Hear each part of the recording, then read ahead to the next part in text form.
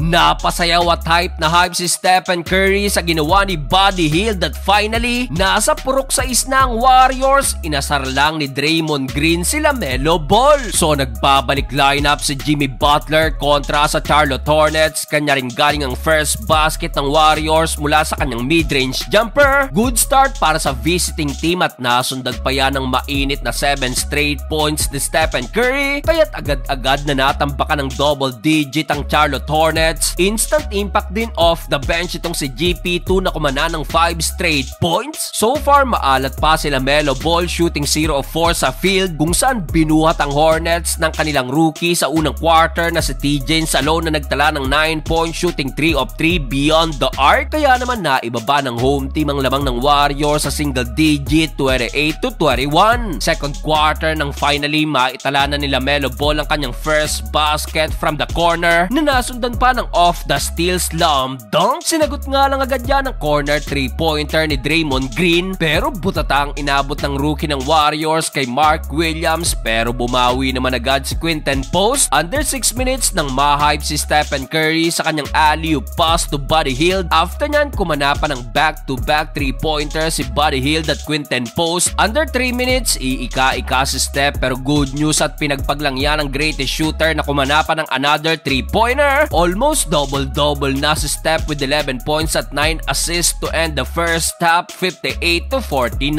Start of the third quarter, Mark Williams pinagpagan depensa ni Steph sa kanyang dunk mula sa Eurostep. Showtime ang Hornets matapos yan LaMelo to Miles Bridges reverse alley-oop dunk na nasundan pa ng another dunk ni Mark Williams. Under 5 minutes, knockout at duguan ang inabot ni GP2 ng ma-headbutt ni LaMelo Ball. Well, dahil sa 10-2 nating run, agad na naibaba ng Hornets ang lamang sa dalawa, 65-63. To the rescue nga lang si Steph na kumana ng mid-range jumper at wing 3-pointer. Kaso under 3 minutes, natawagan ng isang technical at flagrant foul penalty 1 si Draymond Green nang gawin to sa rookie ng Hornets. Nakuha pang mang-asar ni Dre nang magbinti sa technical free throw si LaMelo Ball. Pinagbayad tuloy siya ni LaMelo ng another wing 3-pointer, kaso mainit naman na binuraya ng 3 straight 3-point shot ng Warriors mula kay Buddy Hield at Jimmy Butler. Hype na hype at napasayaw pa si Stephen Curry sa bench, pero LaMelo Ball may sagot pa rin another 3-pointer kontra sa dalawang defender, 86-77. Fourth and final quarter, dito na natiling mainit si Buddy Hield, another highly contested corner 3-pointer. May halong swerte pa at nasundan pa yan ng isa with a lucky bounce. Matapos yan, napakainit na kumana pa ng 3 straight 3-pointer si Brandon Podziemski. Dito hype na hype at napatayo na naman si Stephen Curry kung saan na magapalalo ang tambak ng Warriors. Sa uli, back on winning track ang Warriors at finally aangat na sila sa 6th spot ng standings with 33-28 win-loss record.